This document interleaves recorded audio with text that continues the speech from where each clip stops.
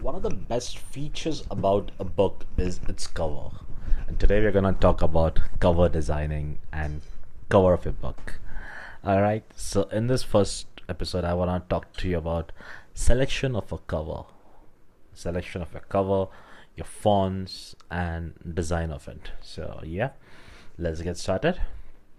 All right. So what is a cover? Every time people say don't judge a book by cover, but still you pick up a book that has a lovely cover.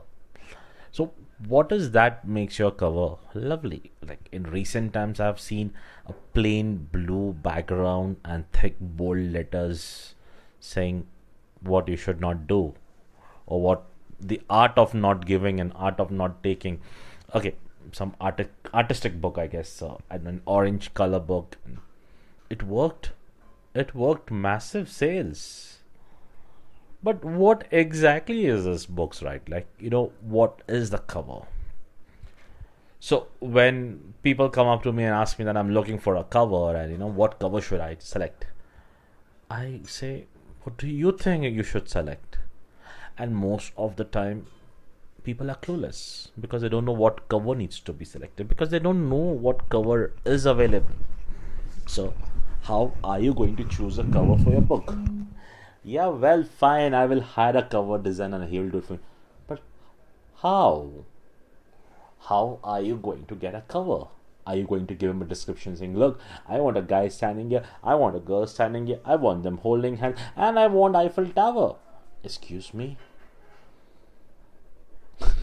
That's how you make a cover.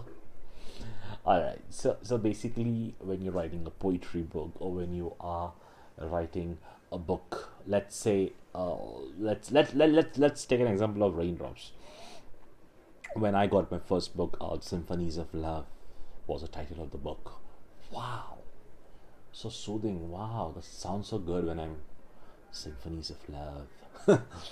Alright, so now the main question was of getting the book cover. So I decided that it's my book and I am going to be the cover designer. Right, you heard it right, it's me who's going to design this cover. But how do I show love? How do I show symphonies? So I thought, let me get some characters from orchestra who are trying to make something. Then I said, well, no, let me get someone from some choir.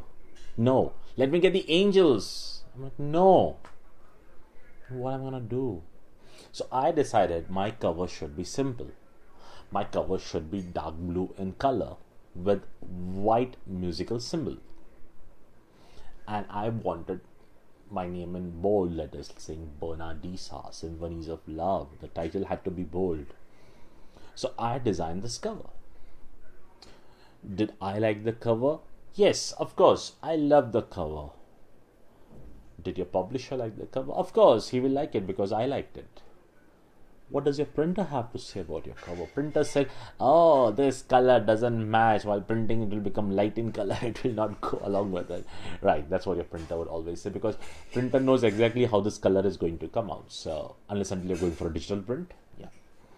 So I decided, I said, okay, let me listen to what the printer says. And printer said, I need to make it a little more darker in shade, a little more lighter this side. And I was like, okay, I'll do it. I was just learning Photoshop. I love Photoshop, by the way, apart from Corel, of course. So I designed this cover. I got a dark blue color cover, and then I got a lovely title, written. Now, my problem was, which fonts do I use it? Well, people prefer using all random fonts which are free or which are non-commercial, but people still use it. It's all right. People enjoy to use it, but of course you should not use commercial fonts unless until you have paid for it. And it's, yeah, so that's how it came. The cover came out good, I liked it, and I was like, okay. The print came out. When we went with a matte finish, I realized that the color was not that good. I was a little upset because it was my first book. I spoke to the printer. I said, look, I have designed this book cover as you said. He said, no, you made a mistake. Go. and then he ended up sending me a glossy finish copy, and wow, I just fell in love with the book, my dear. What a lovely feeling. Oh my god, the book looks so glossy, so shiny. Wow, I liked it. Now, the two, three important roles that played over here was one, your cover syncing that with the title, with the background, and the theme of your book. Third part, your printer knowing exactly what would go good on it, and you getting the right print out of it, the right book set, like glossy finish, matte finish. That's how the cover was done. I'm happy.